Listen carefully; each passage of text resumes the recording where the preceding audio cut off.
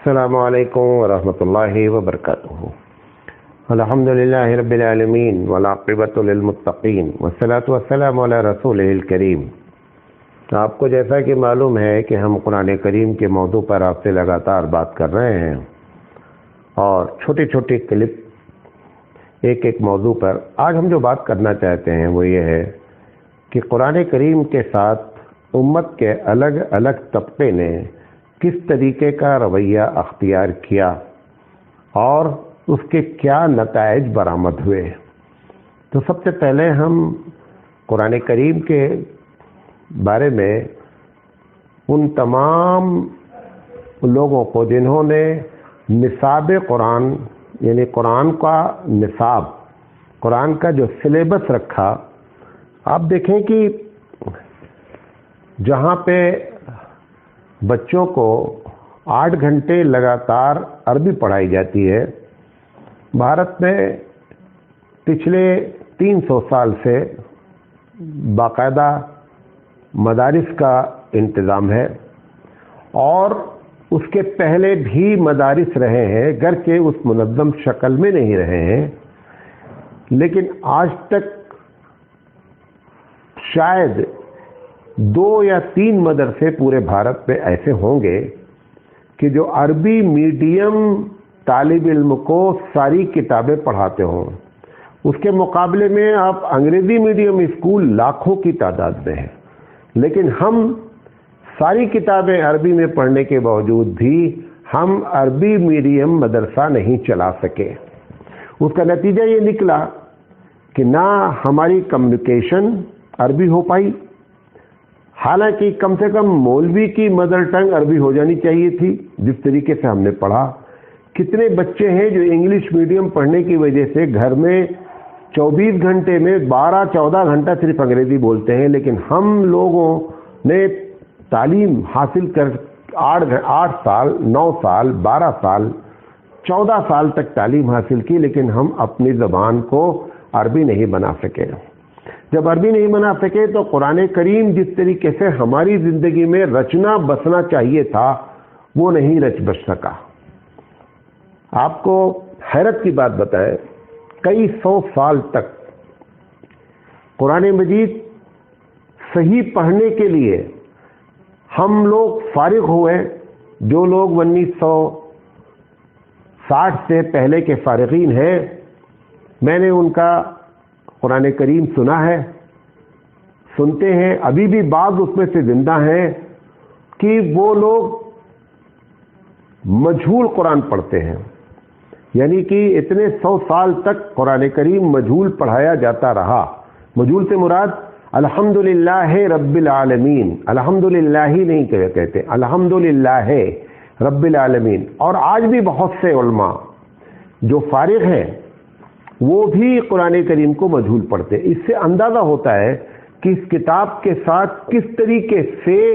جو ہے وہ معاملہ کیا گیا۔ یہ صرف پڑھائی کی بات ہے، ابھی اس پر اس کو نصاب میں کس طریقے سے جگہ دی گئی، وہ اگر اس طریقے سے جگہ دی جاتی جس طریقے سے جگہ دینا چاہیے تھا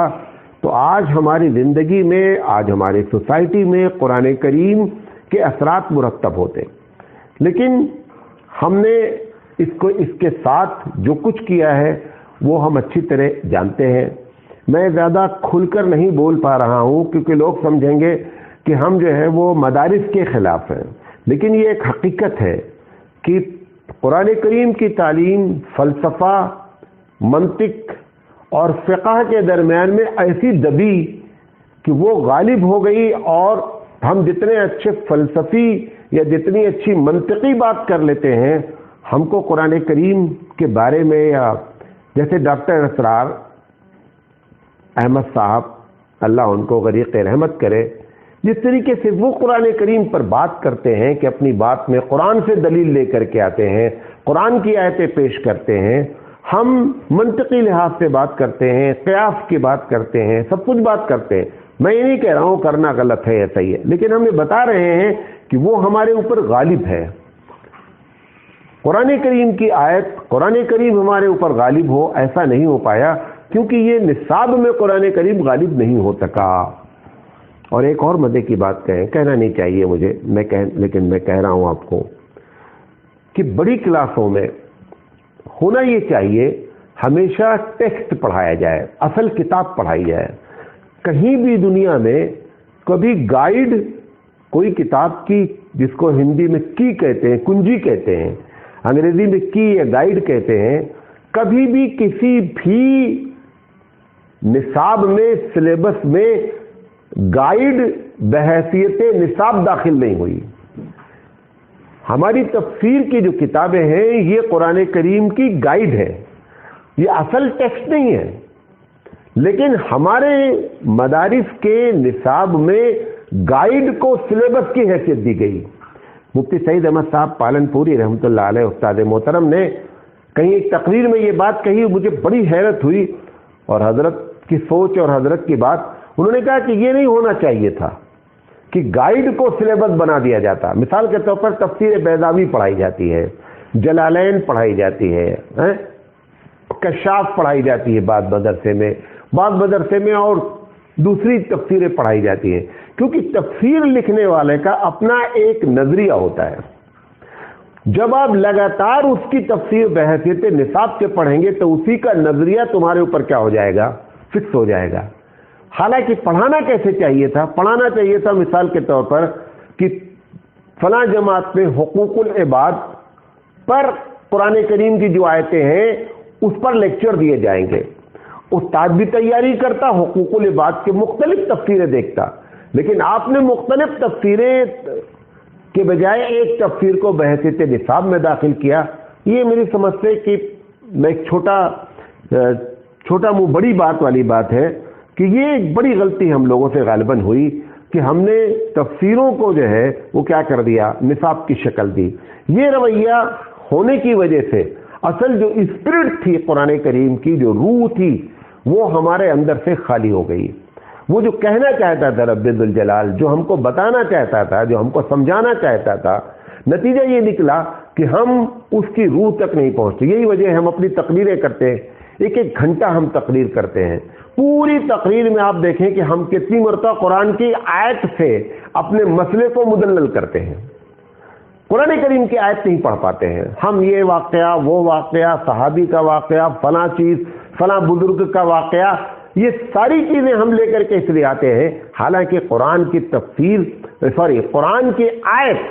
اگر اپنی تقریروں میں بیان کی جاتی ہے، جو لوگ بھی کرتے، میں نہیں کہہ رہا ہوں کہ کوئی نہیں کرتا ہے، لیکن ایک بڑا طبقہ جو ہے وہ گھنٹہ بھر کی تقریر میں 4 یا 5 آیت بھی نہیں پڑھ پاتا ہے، دلیل نہیں دے پاتا۔ کیونکہ اس کی وجہ ہے کہ اس نے تفسیر گائیڈ کو کیا کیا ہے، نصاب میں پڑھا ہے۔ اگر اس طریقے سے وہ ہوتا کہ ٹاپک متعین کر دیے جاتے اور اس ٹاپک کے تحت مثال کے طور پر شرک کے ٹاپک کو جماعت صوبم میں پڑھایا جاتا، میں ایک مثال دے رہا ہوں، توحید کے ٹاپک کو جماعت چہارم میں پڑھایا جاتا، اخلاق اور سماجی زندگی کے قانون کو جو ہے جماعت ششم میں پڑھایا جاتا۔ ایسے اگر ٹاپک دے کر کے قرآن مجید کو لیکچرز دیے جاتے، پڑھایا جاتا، تو اس کے بہت اچھے اثرات مرتب ہوتے۔ تو ہم نے جو ہے نا اس کے ساتھ جو کچھ بھی کیا وہ اچھا نہیں کیا۔ یہی ہمارا ٹاپک ہے کہ قرآن کے ساتھ ہمارا رویہ، تو اس کا نصاب سے جو جڑا معاملہ تھا اس کی ایک چھوٹی سی جھلک میں نے آپ کے سامنے پیش کی ہے، اور اس کے اثرات کیا مرتب ہوئے وہ بھی آپ کو بتایا کہ بڑی تقریریں گھنٹہ بھر تقریریں کرتے ہیں اور قرآن مجید کی آیت سے استدلال ہم نہیں کر پاتے ہیں، کیونکہ اگر سلیبس میں وہ چیز داخل ہوتی اس طریقے سے تو ہماری تقریروں میں دم آتا، اور جب اللہ کی آیت پڑھی جاتی تو لوگوں کے دلوں پر بھی اس کے اثرات کیا ہوتے ہیں، مرتب ہوتے ہیں۔ جب ہم کوئی واقعہ پیش کرتے ہیں تو سامنے والا سوالیہ نشان اس کو تھوڑا پڑھا لکھا ہوتا ہے کہ معلوم نہیں یہ بات صحیح کہہ رہے ہیں کہ غلط کہہ رہے ہیں۔ یہی وجہ ہے کہ آپ دیکھیں ہزاروں مولوی کی تقریریں جب آپ سنیں گے تو الگ باتیں آپ کو نظر آئیں گی۔ پبلک کنفیوز ہے کہ کون والا صحیح ہے، کیونکہ اس کو بحیثیت نصاب کے قرآن کریم اس طریقے سے نہیں پڑھایا گیا، لہذا وہ تفسیریں جو دیکھ رہا ہے تو تفسیروں کی باتیں بیان کرتا ہے۔ اب تفسیروں میں اگر صحیح بات آ گئی ہے تو آپ کو صحیح بات پہنچ جائے گی، ضعیف بات آ گئی ہے تو ضعیف بات پہنچ جائے گی۔ جس کا نظریہ لے کر کے آپ پڑھے ہیں وہ تفسیر آپ کے نصاب میں جو داخل تھی، جو نظریہ اس مفسر کا رہا ہوگا، وہ مفسر کے نظریے کے تحت آپ کی زندگی ڈل جائے گی۔ لہذا یہ ہمارا برتاؤ جو ہوا یہ سوالیہ نشان پیدا کرتا ہے۔ انشاءاللہ زندگی رہی تو ابھی ہم اور رویے پر بات کریں گے۔ اللہ تعالیٰ سے ہم دعا کرتے ہیں کہ اللہ تعالیٰ ہمیں صحیح بات کہنے کی اور آپ کو صحیح بات سمجھنے کی توفیق عطا فرمائے۔ وآخر دعوانا ان الحمدللہ رب العالمین۔